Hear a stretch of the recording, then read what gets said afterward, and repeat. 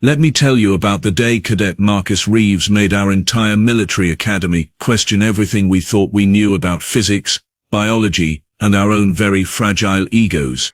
I am Instructor Vornaki of the Theta Dominion, decorated veteran of 17 planetary campaigns, recipient of the Crimson Spiral for tactical excellence, and according to my medical file, in desperate need of blood pressure stabilizers after what happened in Weapons Training Hall 7. But I am getting ahead of myself. Let me start at the beginning, when I still had my dignity intact. The GX-90 Thundercore rifle sat on its display mount like a sleeping predator. 5 feet of compressed titanium alloy, electromagnetic accelerators, and enough stopping power to punch through starship hull plating. It weighed 47 kilograms, which for you non-military types, is roughly equivalent to carrying a small Vrelian child, except the child is made of solid metal and will shatter your collarbone if you hold it wrong. Standard issue for Crovanite shock troops. Those magnificent bastards stand 8 feet tall, have 4 arms, and possess bone density that makes Durasteel look like decorative paper. They can bench press a hover tank. They laugh at gravity. They also, and this is important, use both sets of arms to fire the GX-90, because even they are not insane enough to try one-handing it. This, I announced to my class of 43 cadets from 17 different species, is the reason close quarters combat doctrine was completely rewritten after the Outer Rim conflicts. The GX-90 represents the absolute peak of personal firepower. Observe. I hefted the rifle with both my primary manipulators, feeling the familiar strain in my shoulders. At 210 pounds of pure Theta Dominion military conditioning, I could manage it, barely. I raised it to firing position, braced my stance wide, activated the targeting matrix, and fired 3 rounds into the ballistic gel dummy at the end of the range. Crack, crack. The dummy disintegrated in a very satisfying spray of synthetic tissue. My shoulders screamed in protest. I set the rifle down with what I hoped looked like casual confidence rather than desperate relief. Maximum effective range, 800 meters. Rate of fire, 600 rounds per minute. Recoil force, enough to dislocate the shoulder joint of any species in the Galactic Council if proper stance is not maintained. Questions? A Pelaxian cadet in the 3rd row, whose name I will not mention because he transferred out immediately after this incident, raised one of his ventral appendages.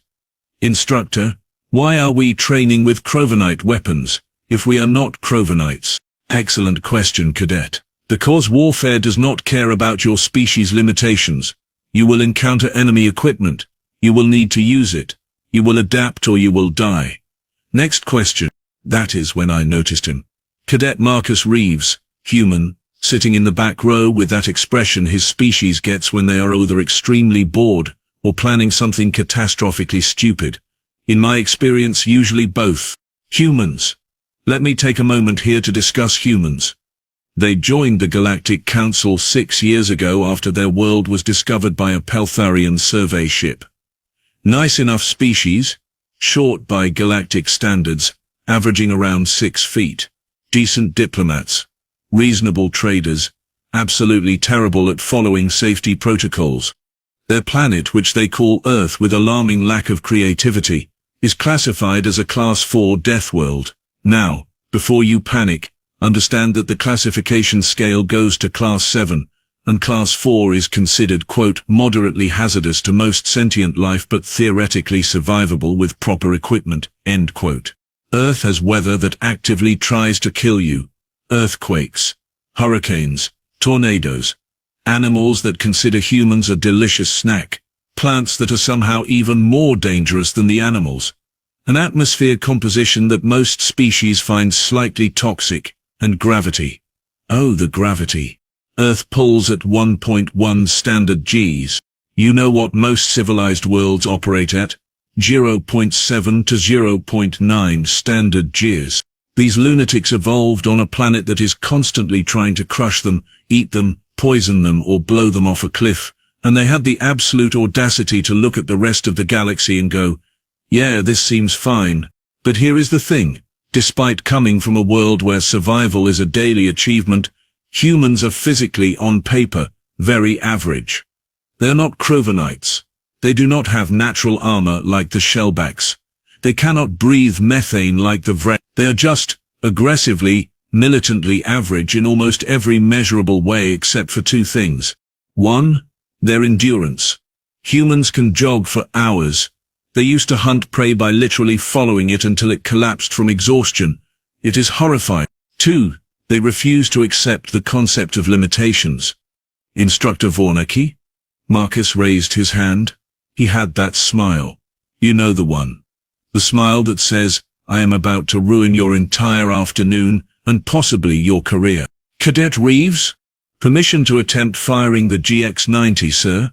The classroom went silent. Even the Piluxians, who communicate partially through scent, stopped emitting their nervous citrus smell. Cadet, did you suffer a head injury between breakfast and now? No, sir. Just curious about the recoil characteristics. The recoil characteristics, I said slowly, will separate your arm from your shoulder socket like pulling a drumstick off a roasted ptarmigan. You are human. You weigh what, 70 kilograms? 83, sir. The rifle weighs 47. You are attempting to fire a weapon that is more than half your body weight. Yes, sir. With what? Both arms locked and a prayer to your earth gods? Actually, sir, I was thinking one hand. The classroom erupted. Cadets from species with multiple appendages all started talking at once. Someone laughed. I think it was Torvin, the shellback in row 5. He was a good kid, terrible sense of humor. Cadet Reeves, I said, very carefully, because I could feel my primary heart beginning to palpitate. Are you, and I want you to think carefully before answering, are you actively trying to get dishonorably discharged for stupidity? No, sir. Just want to try. You will dislocate your shoulder. You will drop the rifle. You will possibly damage council property worth more than your planet's annual GDP. And I will have to file paperwork explaining how I let a human cadet commit recreational self-harm in my training facility. I will sign a waiver, sir. I stared at him. He stared back. That damned smile never wavered. This is the thing about humans. They do not back down. They do not acknowledge impossible. They look at a problem that has stopped every other species cold and go, hold my beverage. Watch this. Fine, I said, because I am an idiot. Medical waiver, liability waiver. If you damage yourself, I am listing it as training accident, and you will spend the next month in rehabilitation, explaining to very angry doctors why you thought this was a good idea. Clear? Crystal, sir. 20 minutes later, waivers signed, medical team on standby, and half the academy's staff crowding into the observation gallery, because word had spread like plasma fire. Marcus Reeves stood at the firing line. The GX-90 sat on its mount. Marcus approached it the way you might approach a dangerous animal, respectful, calm, completely insane. He picked it up. With one hand, he just reached out, grabbed it by the handle grip, and lifted it off the mount like he was picking up a briefcase. I heard someone in the gallery say a prayer in Vrelian. I might have joined them. Marcus held the rifle, not both hands locked in desperate grip mode, not braced against a support structure, not using some clever mechanical advantage or leverage trick. One hand, his right hand, arm extended. The 47-kilogram rifle just hanging there, like it weighed absolutely nothing. Cadet, I said, and my voice came out 3 octaves higher than intended. How are you doing that? Doing what, sir? He tilted his head, genuinely confused while casually holding enough firepower to stop a charging Vrex battleox with one appendage. That. The thing you are doing right now with the rifle that should be ripping your arm off. Oh. It is kind of heavy, sir, not going to lie. Where do you want me to aim? Kind of heavy. Kind of heavy. I have trained for 23 years. I have seen Crovenites struggle with this weapon. I once watched a Peluvian champion weightlifter need both arms and a stabilizer harness just to hold it steady, and this human, this barely out of adolescence, average strength for his species human, was calling it kind of heavy. Target. Dummy. I managed to croak. Far end of the range. Standard firing position. Sir, respectfully, if I use standard firing position, I will need both hands. You said I was doing one hand? The observation gallery had gone completely silent. I could see Admiral Cresta in the back, her manipulator stalks fully extended in what I recognized as her species equivalent of a jaw dropping to the floor. Yes, Cadet. One hand, as you very specifically requested in front of witnesses who will definitely be testifying at my court-martial. Marcus shrugged. Actually shrugged.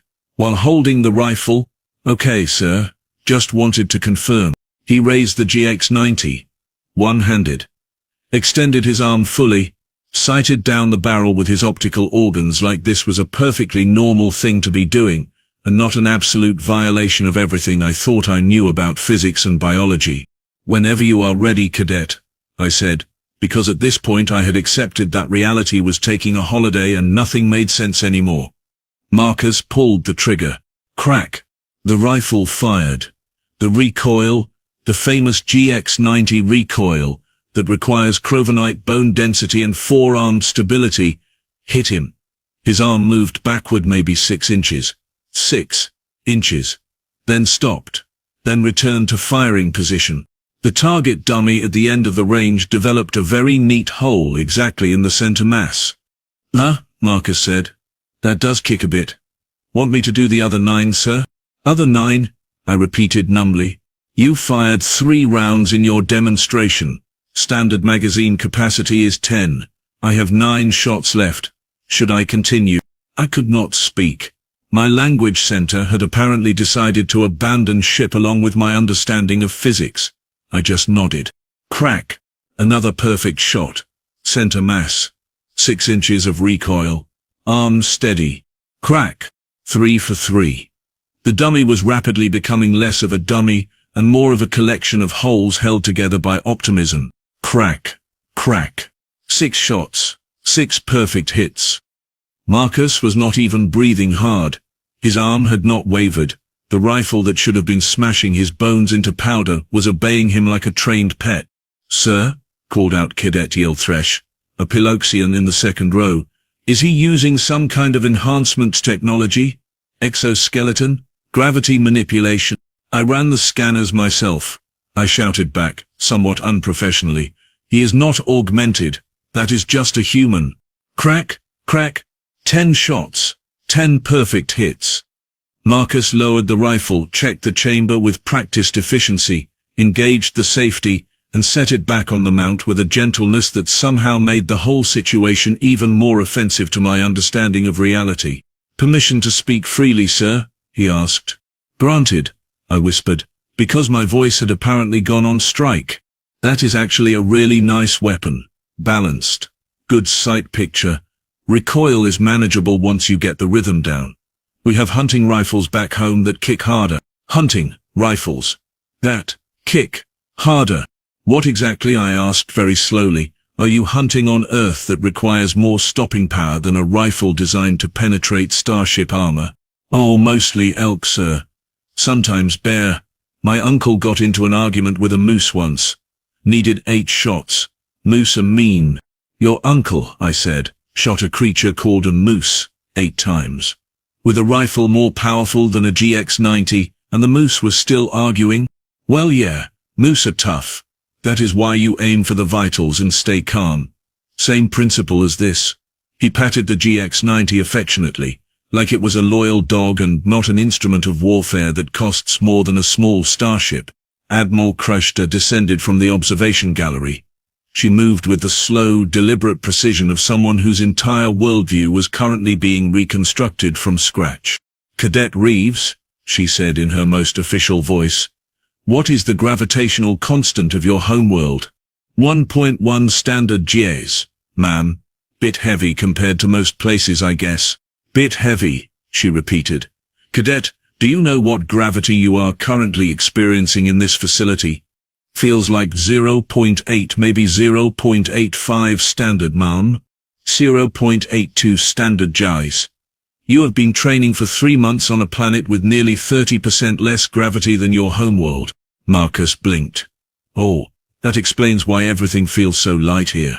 I thought I was just getting stronger from the Academy food. The Admiral looked at me. I looked at the Admiral. We shared a moment of profound existential crisis. Instructor Vornaki, she said carefully. How much of our standard training equipment is calibrated for species who evolved at 0.7 to 0? All of it, ma'am. And the humans have been training under what they perceive as low-gravity conditions this entire time. Apparently, ma'am, without mentioning it, they thought they were getting stronger from the food, ma'am. The Admiral made a sound that I can only describe as the verbal equivalent of a system error. Cadet Reeves, are there other humans in your training cohort? Yes, ma'am. 17 of us in various programs across the Academy. And do they all have similar, shall we say, capabilities? Marcus considered this. I mean, I am probably middle of the pack back home. My sister Elena can deadlift a hover car. She is a mechanic. My cousin does triathlons for fun. Oh, and there is this guy from Brazil in the engineering program. Mateo something. He was a professional strongman before he joined up. Pretty sure he could rip a door off its hinges. Middle of the pack, the Admiral repeated faintly. Yes, ma'am. I mostly just did construction work before enlisting. Kept me in shape, but nothing special. Construction work, this human, who just casually violated every assumption we had about species capability in weapon operation, considered himself average, because he used to build structures for a living on a death world with crushing gravity and predators that required military-grade firepower to discourage. Instructor Vornaki, the Admiral said, I am going to need you to completely recalibrate our training protocols for human cadets. Recalibrate them to what standard, ma'am? I have absolutely no idea. Start by finding out what they consider heavy. 2 hours later, I found myself in the gym with Marcus and 3 other human cadets. They were doing something they called a workout, which apparently consisted of lifting progressively heavier weights while discussing Earth sports and arguing about something called pizza toppings. Elena Vasquez, Marcus's sister, was doing exercises with the weight bars we use for crewvanite strength training. She had stacked them with extra plates because, in her words, might as well make it worthwhile since we are here. Mateo Silva, the former strongman, was hanging from a pull-up bar doing repetitions while holding a 20-kilogram weight between his feet. For fun, Corporal Lisa Okafor was running on a treadmill set to a speed I use for sprint training. She had been going for 40 minutes. She was not even sweating. So, I said to no one in particular, this is normal for your species? Pretty normal, Elena said between repetitions. I mean, we are military now, so we keep in shape. Back home, people are way more serious about fitness. More serious than this? Oh yeah. Competitive athletes are insane. They train like 6 hours a day. Do you have coffee on this station? I could really go for coffee. We have 17 varieties of stimulant beverages from across the galaxy. But do you have coffee? What is coffee? The 4 humans stopped their workout and looked at me with identical expressions of horror and pity. Instructor, Marcus said gently, like he was explaining a tragedy to a child. Coffee is life. It is what makes mornings survivable. It is the dark liquid energy of civilization. We will get you some, Lisa added. We smuggled in 3 kilos of beans. You have to try it. Is it safe for non-human consumption? They looked at each other. There was a moment of silent communication. Probably, Mateo offered. I mean, it is a mild stimulant for us. Might be a bit stronger for other species. Maybe start with a small cup. That night, Admiral Kreshter, myself and the entire senior staff gathered in the officers' mess. On the table sat a thermal carafe of something the humans called coffee. We stared at it. Intelligence reports, the Admiral said, indicate this beverage is mildly addictive, contains chemical compounds that enhance alertness, and is consumed by humans daily, often in large quantities. They drink stimulants recreationally, I said, as a casual beverage, for enjoyment. A species from a death world with enhanced gravity tolerance and endurance capabilities that make them naturally stronger than 70% of Council species uses combat-grade stimulants the way we use water. Should we be concerned, ma'am? Admiral Kreshter poured herself a small cup. She took a cautious sip, her eye stalks retracted slightly.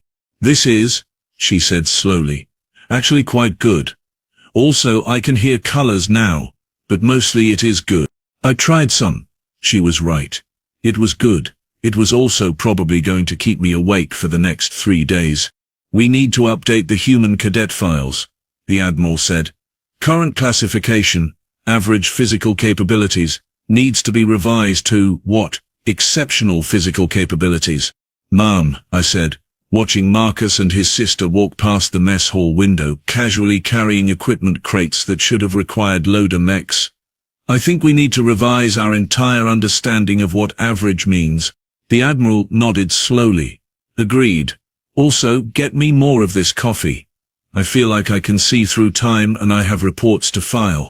And that is how Cadet Marcus Reeves, by firing 10 shots one-handed from a rifle no one else could manage, accidentally revealed that humans had been training under what they considered easy mode for 3 months, and we had been too focused on our own assumptions to notice.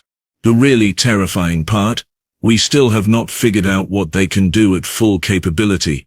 I am going to need so much more coffee.